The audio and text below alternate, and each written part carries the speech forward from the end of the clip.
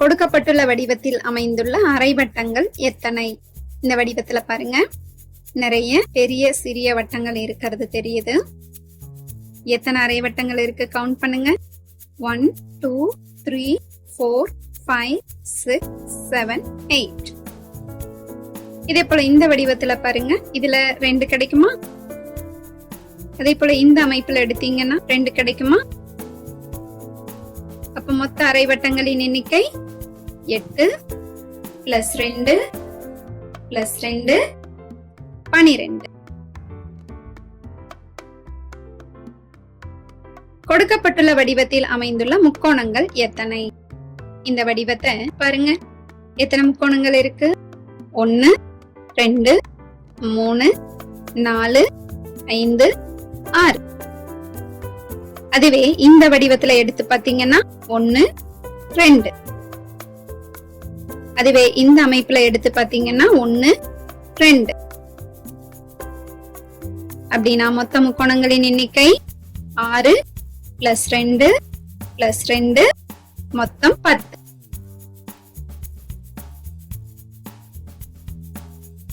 கொடுக்கப்பட்டுள்ள வடிவத்தில் அமைந்துள்ள சதுரங்கள் எத்தனை?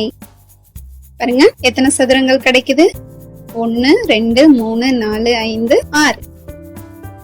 அதுவே இந்த வடிவத்துல எடுத்தோம்னா 1 2. இந்த வடிவத்துல எடுத்தோம்னா 1 2.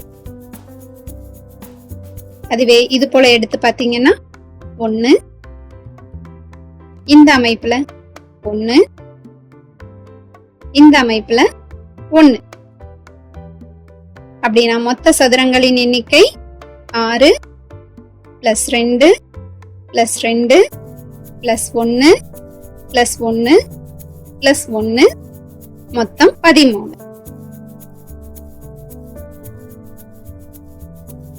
கொடுக்கப்பட்டுள்ள வடிவத்தில் அமைந்துள்ள முக்கோணங்கள் எத்தனை? இது போல சிறிய முக்கோணங்களா நம்ம கணக்கிட்டோம் அப்படின்னா 1 2 3 4 5 6 7 8 9 10 11 12.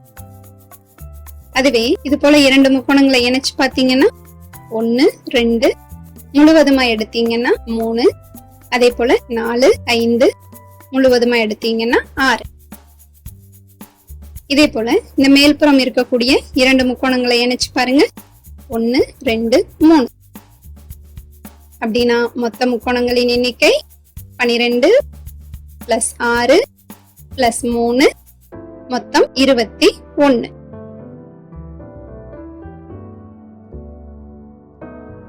கொடுக்கப்பட்டுள்ள வடிவத்தில் அமைந்துள்ள இணைகரங்கள் எத்தனை? பாருங்க, எத்தனை இணைகரங்கள் இருக்கு? 1 2 3 4 5.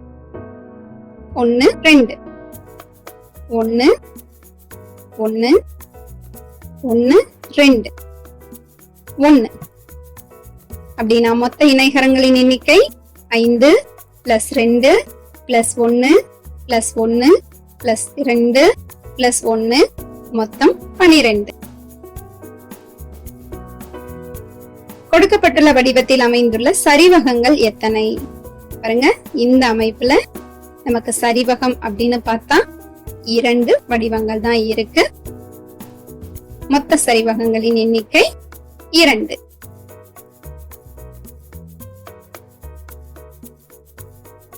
கொடுக்கப்பட்டுள்ள வடிவத்தில் அமைந்துள்ள சதுரங்கள் எத்தனை? இந்த நடுவுல இருக்கக்கூடிய சதுரத்தை எடுத்து பாத்தீங்கன்னா 1 2 3 4 5 6 7 8 9 குட்டி சதுரங்கள் இருக்கு. அதுவே இந்த அமைப்புல பாருங்க, 1 2 3 4 5 6. இந்த அமைப்புல பாருங்க, இது போல நமக்கு 4 கிடைக்குமா? அதுவே இந்த அமைப்புல எடுத்தீங்கன்னா 1. அப்படின்னா மொத்த சதுரங்களின் எண்ணிக்கை 9 + 6 + 4 + 1 மொத்தம் 20. இந்த அமைப்பை நல்லா கவனிங்க. இதுல தனித்தனியான சதுரங்களை கணக்கிடுங்க. 1 2 3 4 5 6 7 8 9. அதுவே இந்த முழு அமைப்பும் கிடைக்கிற மாதிரி எடுத்து பாருங்க. இது போல 4 வடிவங்கள் நமக்கு கிடைக்குமா? இப்ப முழு அமைப்பையும் எடுத்தீங்கன்னா ஒரு சதுரம் கிடைக்கும். அதே போல இந்த சிறிய சதுரங்களுக்குள்ள அமைஞ்ச மிகச்சிறிய சதுரங்கள் பாருங்க. 1 2 3 4 5 6 7 8 9 10 11 12 13 14 15 16. இந்த அமைப்பு பாருங்க. 1 2 3 4. அப்படின்னா மொத்த சதுரங்களின் எண்ணிக்கை 9 + 4 + 1 + 16 + 4 மொத்தம் 34. கொடுக்கப்பட்டுள்ள வடிவத்தில் அமைந்துள்ள முக்கோணங்கள் எத்தனை? இப்ப இந்த அமைப்புல முக்கோணங்களை கவனிங்க. 1 2 3 4 5 6 7 8 9 10 11 12 13 14 15 16 17 18 முக்கோணங்கள் கிடைக்குதா? அதுவே இந்த வடிவத்துல எடுத்தீங்கன்னா நமக்கு 8 முக்கோணங்கள் கிடைக்கும். இந்த அமைப்புலயும் 8 முக்கோணங்கள் கிடைக்குது. அதுவே இந்த அமைப்புல பாத்தீங்கன்னா 2, இந்த அமைப்புல பாத்தீங்கன்னா 2, இந்த அமைப்புலயும் 2. அப்படின்னா மொத்த முக்கோணங்களின் எண்ணிக்கை 18 + 8 + 8 + 2 + 2 + 2 மொத்தம் 40.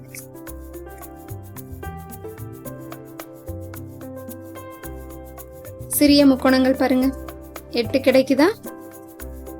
2 சிறிய முக்கோணங்களை இணைச்சு உருவாக்கினீங்கன்னா 5 கிடைக்குமா? அதுவே 3 சிறிய முக்கோணங்களை இணைச்சீங்கன்னா இந்த மாதிரியான 4 முக்கோணங்கள் கிடைக்குமா? அப்படின்னா மொத்த முக்கோணங்களின் எண்ணிக்கை 8 + 5 + 4 மொத்தம் 17. இந்த அமைப்புல பாருங்க. இது போல எடுத்து பாத்தீங்கன்னா 7 முக்கோணங்கள் கிடைக்குது. இந்த அமைப்புல பாத்தீங்கன்னா 4, இந்த அமைப்புல பாத்தீங்கன்னா 2, அதுவே இது போல இணைச்சு பாத்தீங்கன்னா 3, இது போல எடுத்தீங்கன்னா 1, இந்த அமைப்புல பாத்தீங்கன்னா 1, இந்த வடிவத்துல 2, இந்த வடிவத்துல 1, இந்த வடிவத்துல 1, இது போல எடுத்தீங்கன்னா 3, இது போல எடுத்தீங்கன்னா 2, இது போல எடுத்தீங்கன்னா 1. அப்படின்னா மொத்த முக்கோணங்களின் எண்ணிக்கை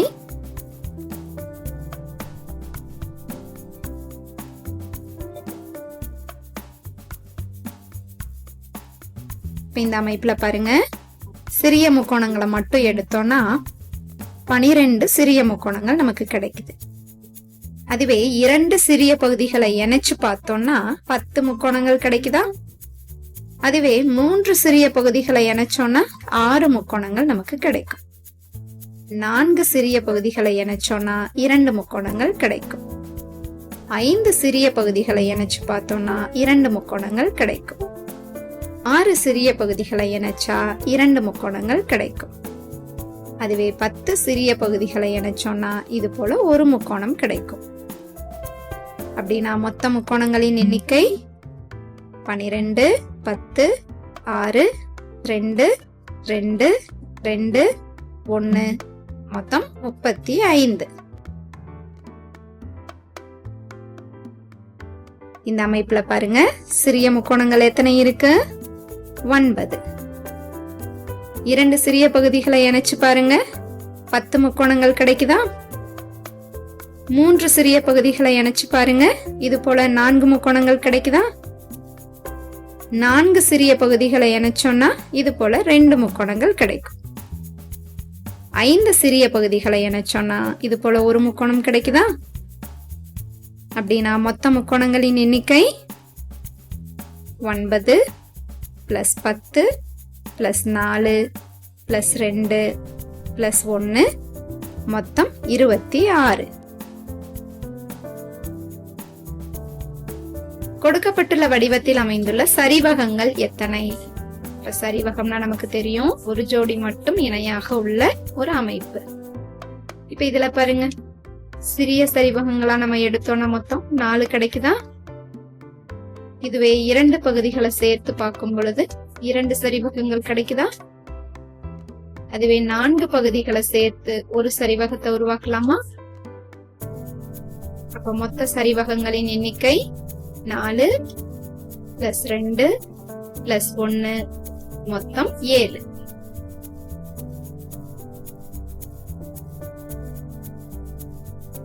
கொடுக்கப்பட்டுள்ள வடிவத்தில் அமைந்துள்ள இணைகரங்கள் எத்தனை? இப்ப இணைகரம் அப்படின்னா 2 ஜோடி எதிர்பக்கங்கள் இணையாக உள்ள வடிவம் அப்படின்னு தெரியும். இதுல பாருங்க, சிறிய இணைகரங்கள் எத்தனை இருக்கு பாருங்க, 4. அதுவே 4 பகுதிகளை சேர்த்து நமக்கு உருவாக்கினோம் அப்படின்னா 4 இணைகரங்கள் கிடைக்குது. அதுவே நடுப்பகுதியில இருக்கக்கூடிய இதை மட்டும் கவனிச்சீங்கன்னா ஒரு இணைகரமா? இதே அனைத்து பகுதிகளையும் சேர்த்து பார்த்தோம் அப்படின்னா ஒரு இணைகரம் கிடைக்குது. அப்படின்னா மொத்த இணைகரங்களின் எண்ணிக்கை 4 + 4 + 1 + 1 மொத்தம் 10.